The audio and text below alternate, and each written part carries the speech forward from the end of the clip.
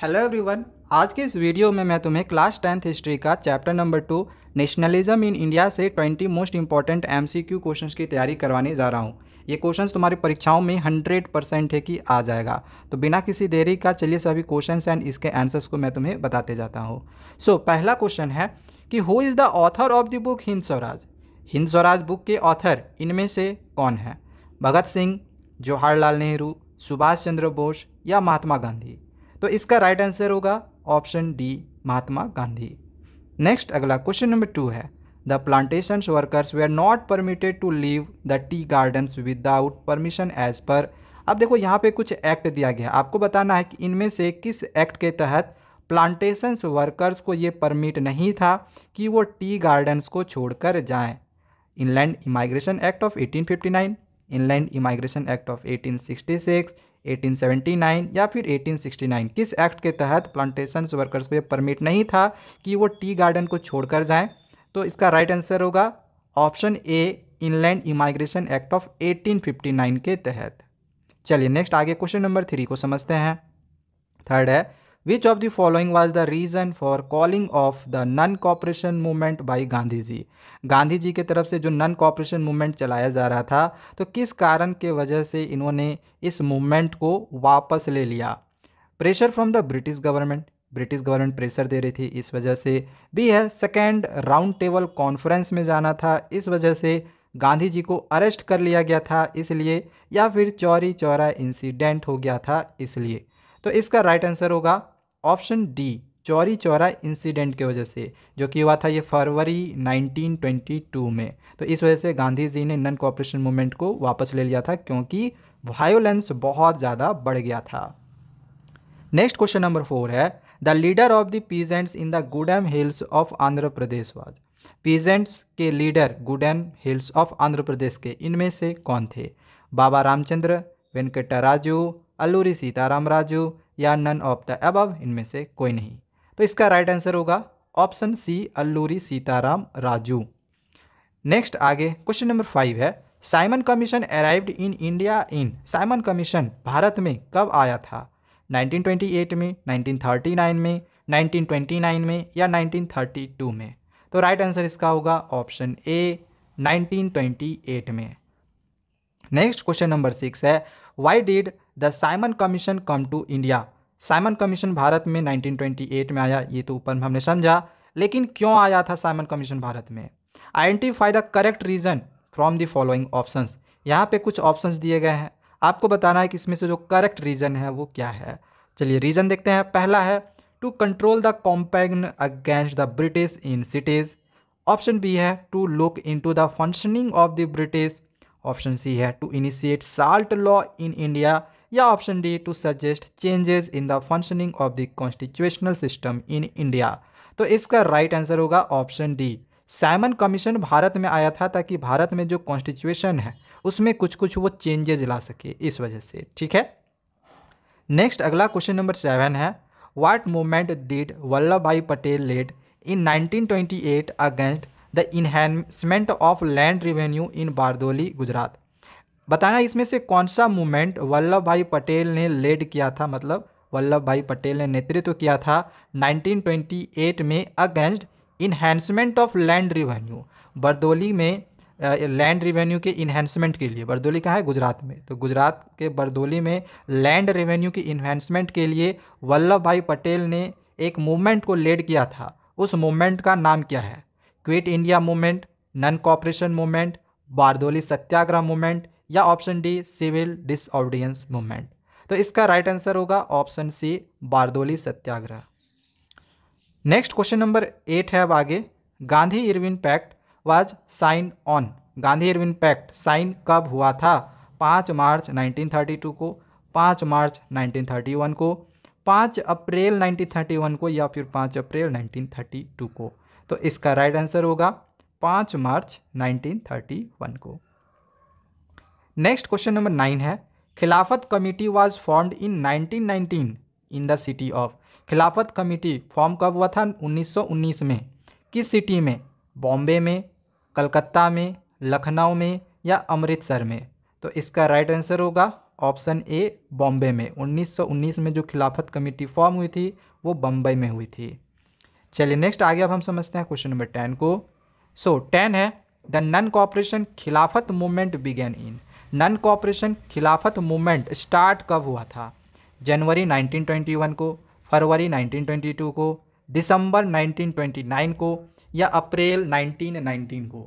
तो इसका right answer होगा ऑप्शन ए जनवरी 1921 को।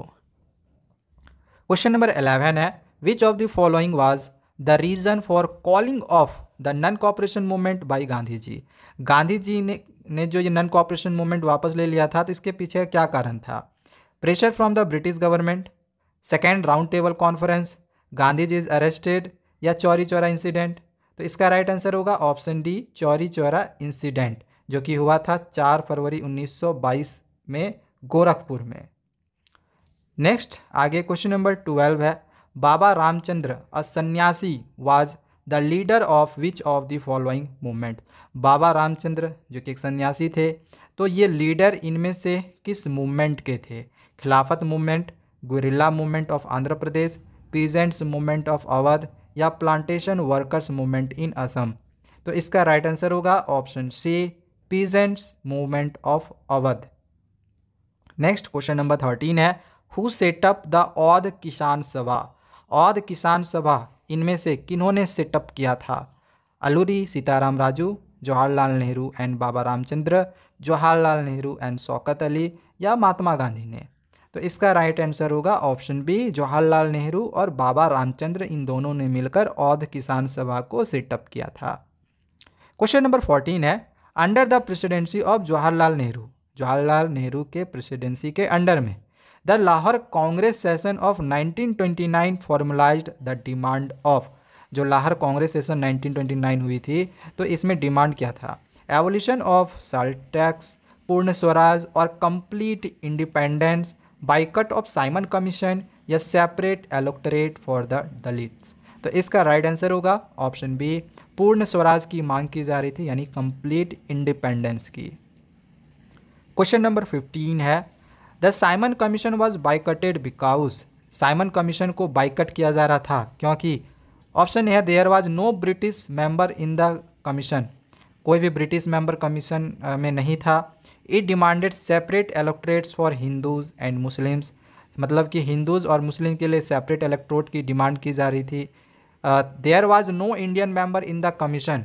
साइमन कमीशन में कोई भी इंडियन मेंबर नहीं था इसलिए, या फिर it favour the Muslims over the Hindus, या फिर इसलिए कि मुस्लिम को फेवर किया जा रहा था हिंदू के ओवर में।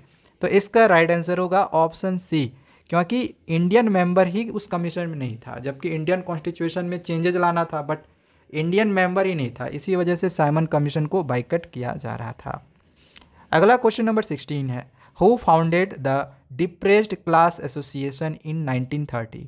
1930 में डिप्रेस्ड क्लास एसोसिएशन को इनमें से किन्होंने फाउंड किया था? महात्मा गांधी ने, सी.आर. दास ने, मोतीलाल नेहरू ने या डॉक्टर बी.आर. अम्बेडकर ने? तो इसका राइट आंसर होगा option D B R. Ambedkar. Next अब अगला क्वेश्चन नंबर 17 है who painted the first image of Bharat Mata. Bharat माता की पहली इमेज इनमें से किन्होंने पेंट की थी? पहली इमेज का बात किया गया है।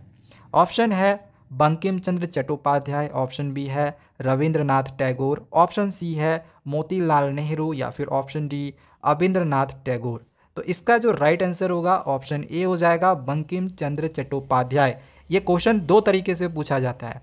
पहला क्वेश्चन इस तरह से पूछा जाता है, एक तरीका ये होता है कि पेंट पहली इमेज भारत माता की किसने पहली इमेज पेंट की थी। जब पहली इमेज की बात की जाए यानी फर्स्ट इमेज की बात की जाए तो आंसर लिखना है बंकिम चंद्र चट्टोपाध्याय। अगर इसी में क्वेश्चन पूछ दे कि फेमस इमेज भारत माता की किसने पेंट की थी, फेमस इमेज भारत माता की किसने पेंट की थी, तब आपको आंसर लिखना है अविंद्रनाथ टैगोर, जो कि इन्होंने 1905 में पेंट किया था, जबकि बंकिम चंद्र चट्टोपाध्याय ने भारत माता की पहली इमेज पेंट कर दी थी 1870 में। तो ये 1870 में पहली बार जब पूछा जाएगा तो बंकिम चंद्र चट्टोपाध्याय हम लिखेंगे। ठीक है, इसको ध्यान से समझना, क्वेश्चन दो तरीके से आता है। चलिए नेक्स्ट आगे अब हम क्वेश्चन नंबर 18 को समझते हैं। 18 है who was the president of the Muslim League in 1930। 1930 में मुस्लिम लीग के प्रेसिडेंट इनमें से कौन थे?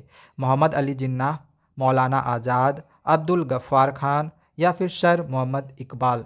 तो इसका राइट आंसर होगा option D, sir Mohammad Iqbal. Question number अगला 19 है, name the sanyasi who was an indentured labourer in Fiji. आपको एक सन्यासी का इनमें से नाम बताना है, इनमें से कौन सा सन्यासी इंडेंचर्ड लेबर था फिजी में। तो ऑप्शन दिया गया है बाबा रामचंद्र, ऑप्शन बी है अल्लूरी सीताराम राजू, ऑप्शन सी है बाबा सीताराम या फिर ऑप्शन डी बाबा जयदेव। इसका राइट आंसर है option A, Baba Ramchandra. Next question number 20 जो कि लास्ट क्वेश्चन है कि which of the following organisations was या फिर were formed by industrialists in colonial India. Colonial India में इंडस्ट्रियलिस्ट लोगों की तरफ से इसमें से कौन सा या फिर कौन कौन सा ऑर्गेनाइजेशंस को फॉर्म किया गया था? पहला है Indian industrial and commercial Congress in 1920। तो बिल्कुल इसको तो फॉर्म किया गया था, ऑप्शन ए सही हो रहा है। आगे और भी देख रहे हैं क्या और भी ऑप्शन सही है। अगला है federation of the Indian chamber of commerce and industries, जिसको हम शॉर्ट में FICCI कहते हैं। तो बिल्कुल इसको भी फॉर्म किया गया था इंडस्ट्रियलिस्ट लोगों की तरफ से कॉलोनियल इंडिया में। तो दोनों ऑप्शन सही हो रहा है। ऑप्शन सी को देखते हैं क्या दिया गया है, इकोनॉमिक कांग्रेस ऑफ इंडिया। तो ये फॉर्म नहीं हुआ था, ये ऑप्शन में नहीं होगा। तो ऑप्शन डी दिया गया, ए और बी क्या ये दोनों सही है? बिल्कुल ऑप्शन ए और डी सही है। सो राइट आंसर हमारा इसमें हो जाएगा ऑप्शन डी। तो ये 20 क्वेश्चन थे जो कि आपके एग्जामिनेशंस में पक्का है कि आएगा। तो नेक्स्ट वीडियो के लिए चैनल को सब्सक्राइब करके रख ले। Thank you.